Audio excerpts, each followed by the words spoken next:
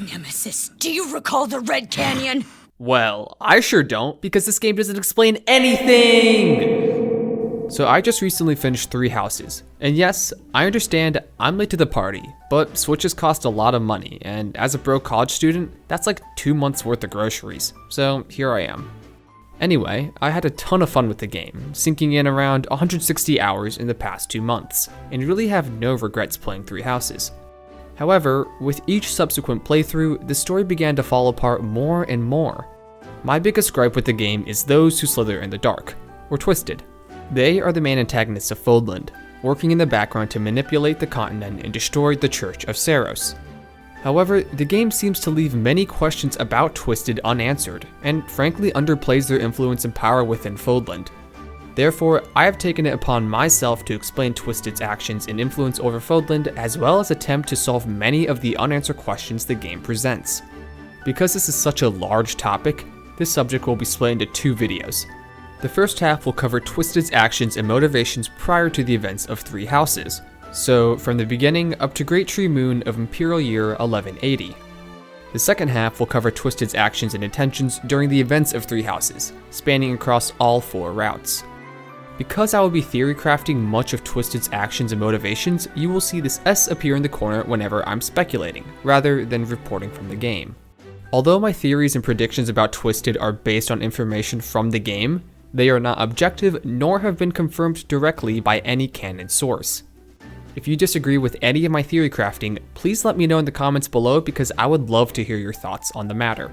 Great, with that out of the way, let's dive into Fodland's enemy, those who slither in the dark.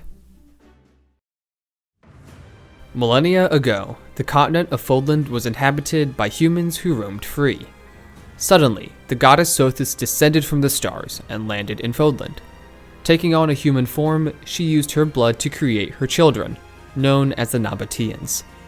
These creatures bore green hair and green eyes, as well as the ability to transform into beasts and dragons. They formed a place of worship and settlement known as Xanadu. These humans surrounding Xanadu came to cooperate with the Nabateans, sharing their technology and culture. These humans founded a civilization called Agartha. As time passed, the Agarthans grew in strength and knowledge, wishing to transform the world around them for personal gain. They turned their backs on the goddess Sothis and looked to wage war. In response, the Nabateans destroyed the Agarthan civilization, forcing the survivors to retreat underground. With the war at a close, Sothis restored Fodland at the cost of her own well-being. Falling into a deep sleep, she was laid to rest in the Holy Tomb in Xanadu. Humiliated and defeated, the Agarthans plotted to destroy the Nabateans through proxies instead of direct confrontation. Changing their name to those who slither in the dark, they first appealed to the bandit Nemesis, promising him power and status in return for the corpse of Sothis. Convinced by their offer, Nemesis traveled to the Holy Tomb, slew Sothis in her sleep, and returned the remains to Twisted. From her blood, the Agarthans bestowed the Crest of Flames to Nemesis.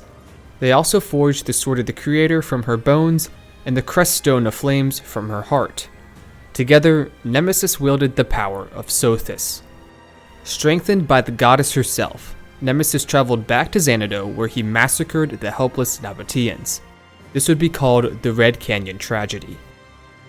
Using the bones of the slain, Twisted created more weapons called Hero Relics. Each relic was imbued with its respective crest stone, and could only be wielded by those who were infused with the blood of the given crest. Nemesis then recruited nobles and leaders across Fodland to become his allies, promising them a crest and a hero relic. Unaware of the crest origins, 11 heroes accepted Nemesis' gift and allied themselves against the remaining Nabateans. However, one of these heroes soon went berserk and was scrubbed from history. The remaining heroes were named the 10 Elites. Back in Xanadu, a child of Sothis named Seiros was the sole survivor of the massacre. Having lost everything, she wandered Fodland in search of allies to fight Nemesis and his elites. She met a young noble named Wilhelm I and convinced him to join her cause. To solidify their commitment, Seiros gifted Wilhelm her own blood, causing him to carry the major crest of Seiros. Wilhelm then went on to found the Adrestian Empire, attracting other noble families to join the fight against Nemesis. These noble families were also gifted with crest blood from the remaining Nabateans, who would be referred to as the Four Saints. With an empire behind her, Saros spearheaded the assault against Nemesis and his 10 elites. This 80-year war would be dubbed the War of Heroes. As the war raged on, Saros' allies began to thin, as Wilhelm had died during the war and the Four Saints all fled for different reasons. Determined to finish the conflict once and for all, Saros marched to the Talatine Plains and engaged Nemesis' army head-on. In single combat, she defeated Nemesis and recovered the Sword of the Creator and the Creststone of Flames. With Nemesis defeated, the 10 elites scattered, looking to protect their own land and family from the bloodthirsty Empire. Saros and her zealots began the hunt to slay the crest-wielding elites and recover their hero relics. She guaranteed the safety of the elites' families, as wiping out 10 prominent noble bloodlines and demonizing their legacy would cause much unrest with the general populace.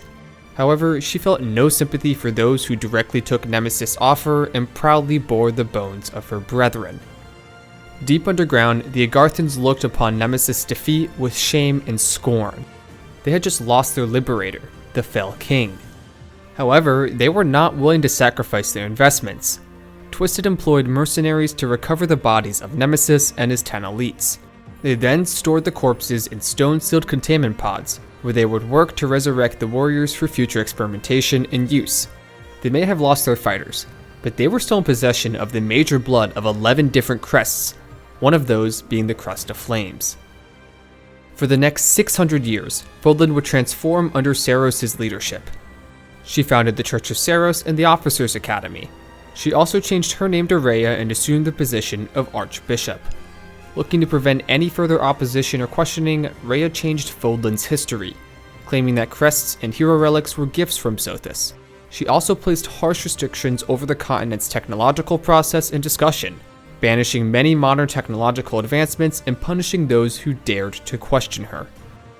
While Rhea was busy transforming her own idealistic world, those who slithered in the dark were hard at work, looking to refine their crest knowledge and technology with the meager resources they had. Although they had successfully revived the 10 elites and Nemesis, TWSITD kept them locked up in a deep slumber to prevent their escape. Experimenting with their major blood, they successfully forged artificial creststones in hero relics. With this power, they felt confident enough to return to the surface and challenge Saros once again. Their first ploy was to break apart the vast and powerful Adrestian Empire. Seeking out the descendant of hero Blathid, TWSITD appealed to Lug and convinced him to rebel against the Empire. The Agarthans supplied him with artificial hero relics and creststones, strengthening his meager forces to a formidable army. They also lent him the use of one of their own tacticians, Pan. Together, Lug rebelled against the Empire in what is known as the War of the Eagle and Lion. Lug would be victorious against the Empire, and would found the Holy Kingdom of Fargus. 50 years after Lug's rebellion, nobles from the Leicester region were emboldened by the Holy Kingdom of Fargus' success and rebelled against the weakened Empire. Looking to increase their own power, the kingdom rushed in to aid the Leicester nobles and drive out the Empire. The Leicester region was then officially annexed as a part of the kingdom. However, such relations would not stand. As the kingdom grew stronger and more amicable towards the Church of Saros, TWSITD plotted to divide the continent once more. They assassinated the current monarch, King Klaus I, and forged his will to divide the Holy Kingdom between 3 princes, forming the Eastern Kingdom, the Western Kingdom, and Leicester. While the Eastern and Western Kingdoms consolidated their power back to House Blathid, the Leicester nobles soon rejected their error and revolted, beginning the Crescent Moon War. TWSITD aided the Leicester nobles, feeding them artificial creststones and hero relics to conquer those who they had previously aided. The Leicester nobles were successful and formed the Leicester Alliance. With Fodlan divided into 3 sovereign powers, TWSITD formed their plan to destroy the Church of Saros and unite all of Fodlan under their control. Their plan was simple: destabilize the Holy Kingdom of Fargus and the Leicester Alliance, create the perfect liberator from the Adrestian bloodline, and control said liberator to conquer and unify Fodlan against the Church. To enact their plan, TWSITD needed to create the perfect pawn. Up to this point, it was only known that those of pure Nabatean blood could pass on a crest, as done with Saros and the Four Saints. However, Twisted only had access to human blood with a major crest, meaning they needed to experiment. Infiltrating the Adrestian Empire, Twisted freely experimented on the children of House Ordelia without opposition due to the family's involvement in a defection plot. Their first successful attempt at gifting a major crest to a human occurred in a young girl named Lysithea. Already bearing the minor crest of Karen, Lysithea was given the major crest of Gloucester from the elite's blood. Excited about their progress, Twisted moved forward and began preparations to pass the major crest of Flames to a suitable candidate. During this time, Duke Aegir and 6 other noble families revoked Emperor Ionis IX's power in a soft coup. This event is known as the Insurrection of the Seven. Edelgard's uncle, Volkard von Arundel, took the princess and her mother to the Holy Kingdom of Fargus in apparent exile. There, Edelgard's mother changed her name to Patricia and was wed to the current monarch, King Lambert. Those who slither in the dark noticed these events and took action. They assassinated Lord Arundel and replaced him with one of their own members named Talus. They also replaced the court mage of House Blathid, Cornelia, who had helped prevent an epidemic years prior. The newly replaced Arundel returned to Enbar with Edelgard in tow. Once they reached the capital, Edelgard and her siblings were kept in the palace dungeon where scientists from Twisted worked on gifting the Crest of Flames from Nemesis's blood. All of Edelgard's siblings either died or lost their sanity, leaving the poor girl as the sole survivor. Twisted has successfully bestowed the major Crest of Flames to a human, a member of the Hreskvelg family, no less. Wielding both the major Crest of Flames and the minor Crest of Saros, Edelgard was groomed to be Nemesis' successor, the Fell Emperor. Meanwhile, Queen Patricia worried away at the safety and well-being of her daughter. Tales of Twisted's terrible experiments reached her ears from none other than Cornelia. The malevolent mage convinced Patricia that her husband, King Lambert, was preventing her from returning to Embar and was secretly behind the experiments. Manipulating her emotions and relationship with the king, Cornelia convinced Patricia to conspire against Lambert with Arundel. They set up a trap during a peace negotiation in the northern territory of Duskur, where Lambert and a large slew of his knights were slain. This event would be known as the Tragedy of Duskur. The sole survivor was Crown Prince Dimitri. The aftermath of the Tragedy of Duskur was nearly as bad as the event itself. The people of Duskur were blamed for the royal family's death, causing them to be hunted and massacred. Cornelia gained more power as a trusted mage of the kingdom, and the region's internal politics were a fiery mess.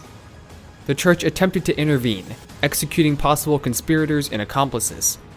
However, they were met with sharp criticism, as the Western Church saw the Central Church's reaction to the event as both extreme and heretical. This would cause further division within the church that would soon lead to conflict. With their era created in the Holy Kingdom of Fargus in turmoil, Twisted shifted their gaze towards the Leicester Alliance.